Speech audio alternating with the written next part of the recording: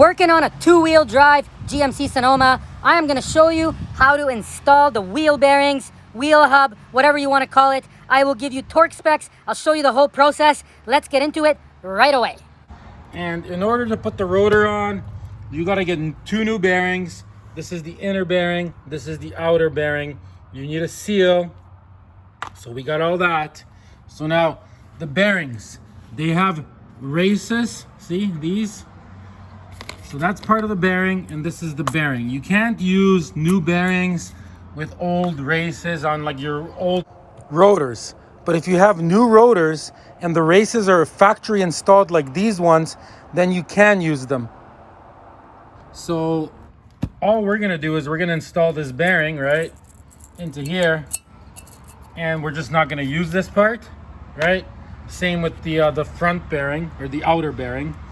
If you bought rotors without races in them, you have to take your rotor and your races to a machine shop, and they press these in for you at a machine shop. That's what you have to do. You have to press that in and the other one in on the other side, right? In our case, the rotor came with these, so we don't have to do that. So we need to pack this. I will show you how to do that, I guess right now. Gloves are definitely a bonus for this. You grab some grease like this, and then you take your bearing right here, see? And you gotta push it like this until you see it. See on the inside there where the rollers are, you want it to start coming out there. You can do it this way. You can turn it around. See, you can do it this way. You just keep packing it. See how it's starting to fill up? Can you see that? Grab some more.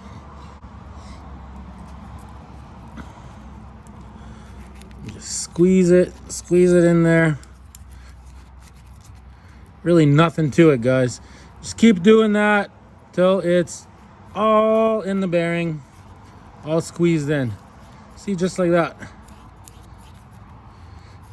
There you go, guys. That is a packed bearing, just like that. Should be able to do it in a minute. Okay, so now before you put the bearing in there, you grab some more grease. See, and you fill this up with grease as well. See, there's like a groove there. Fill up that groove nice.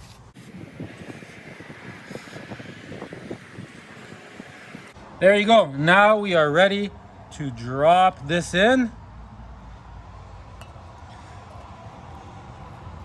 Just like that. Grab a little bit more. Back feed it a little bit, see? A little bit more.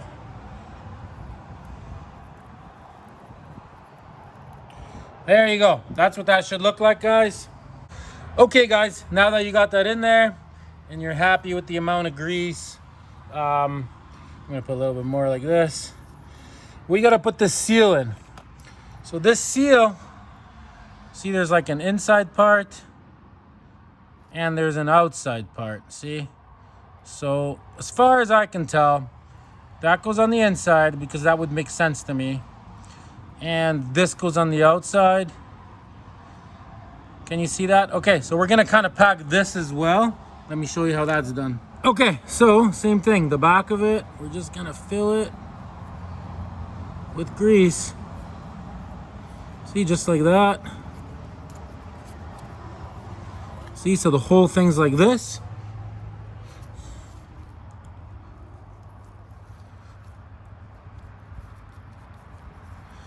Okay, she's all greased up. Let's put this in. I'll show you how to install this.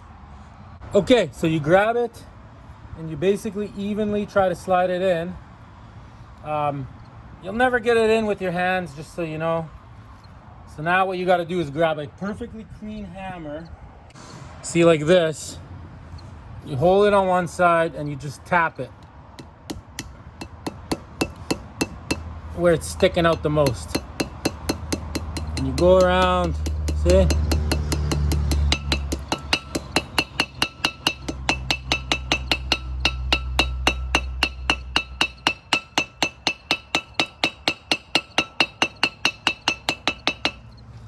And there you go, guys. Your outer seal is installed. Grab a rag, wipe off whatever's sticking out. And this rotor is ready to go on. I'm gonna give all this a wipe, get rid of my gloves. See you guys in a second. Okay, so your inner seal is in. You just want it nice and flush all the way in, all the way around. So this rotor is ready to slide on. Let's put it on. Oh yeah, before we do that, we are gonna take some more bearing grease here. And you just wanna, like, this is all wiped. I cleaned it with a rag. See, and you just wanna put some there, like that, and on here a little bit too. So that seal has something to slide onto. If you get some on the ABS sensor like I just did, just give it a wipe. Okay, just like that, guys. Okay, let's put this on. So you're just trying to get that seal around this, right?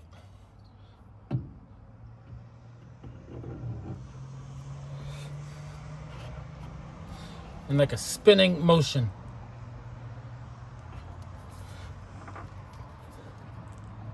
There we go. She is on. Okay, so what we're gonna do now, guys, is I am gonna pack the outer bearing. I'm gonna pack this with grease, which you've already seen, so I'm not gonna repeat that. And in here, I'm actually gonna pull this out and I'm gonna fill this with grease inside too. Okay, let me show you. See, just like this.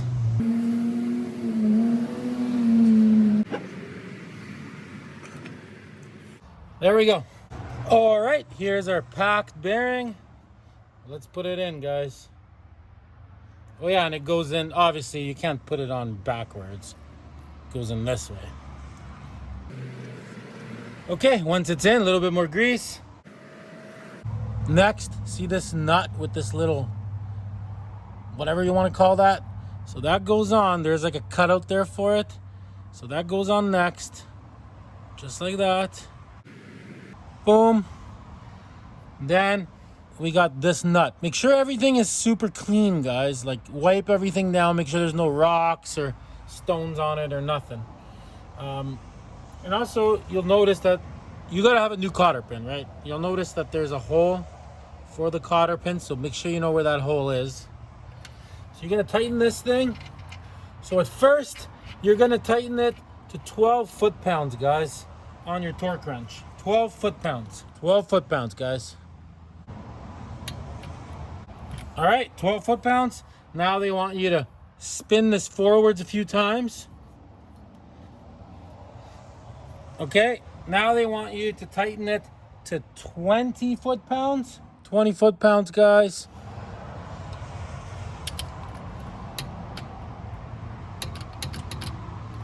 Okay, we got 20 foot-pounds, right? Give it a few spins forwards. Now what they want you to do is they want you to take this thing and they want you to loosen this nut 1/4 of a turn. So there it is. So 1/4 of a turn loosen like this. That is 1/4. Take this off. Now take this thing and by hand, tighten it by hand. And that should roughly be where you want to be. So that hopefully does it, guys. Hopefully it's not too tight. Okay, guys, so as you could see, I was able to get the cotter pin in, no problem, right?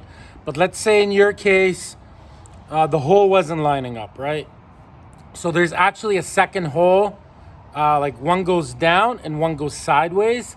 So then you would try to get it into the second hole instead, right? And if that doesn't work, then what you would do is you would tighten it until one of the holes lines up. Get it? The way the holes are designed, they're designed in a way so you have to tighten it minimal to be able to get one of them in first. Okay, let's see how it feels. Feels good. After the wheel is on at the end of this video, I'll show you how to check for play. If this has any play, you have to take this off and tighten it more, then you got it too loose. There's like a perfect amount that it needs to be at. You can't over tighten it, you can't over loosen it. It's basically hand tight. That's basically how you do it after the process I just showed you guys. Okay, so sometimes there is a nut lock, and then you put this in. In our case, this truck didn't have it. So I don't think, some of them have it, some of them don't, I think. But you put in your cotter pin, boom, and you bend the ends of it with clean pliers.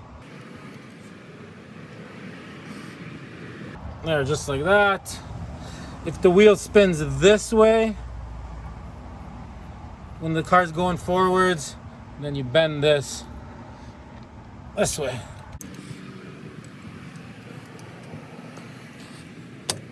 Okay, once you got this cotter pin inside, you just want to make sure when you put your dust cover on, it's not going to touch it anywhere, right?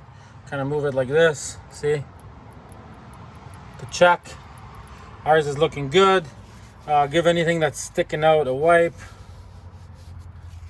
And let's put this dust cover on. Okay, make sure it's nice and clean.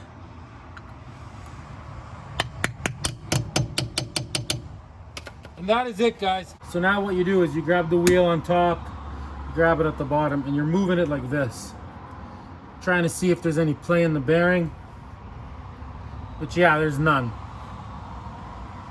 If there was some, you would loosen you would pull this off and tighten your bolt, maybe one over, and put the pin back in. Always use a new pin each time, but cotter pin, right? But yeah, we're good here for sure.